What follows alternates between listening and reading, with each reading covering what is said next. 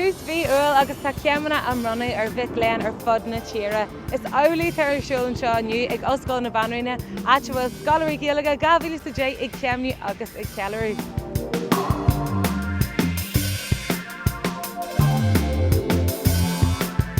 Bhí mé seo ar an Ollscoil na Ríona ar fé 3 bliain anuas. Ag bhfuil an Gaeilge mar an phríomhábhar agus an star mar minóbhar. So bhfuil mé ansol as an couple of bliain seo agus mé Bronnadh go leor. Amach na éisio agus na mé rá cinnte go détha amach rómach teilg mé rud an beidir leis an Gaeilge go na mé rá cinnte.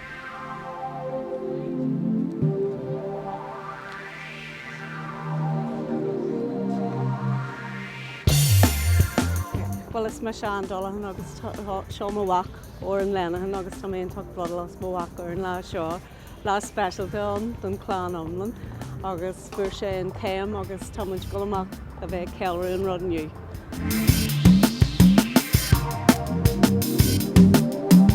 Tá mé seo aniu fáinne Bronnadh na céime rinn mé maistracht san Astrachan agus tá mínta Bronnadh tar éis an obair ar fád. Clachta dhéanann maistracht mar a deir siad agus tá mé ag súil go mór leis an creic níos moille sin é.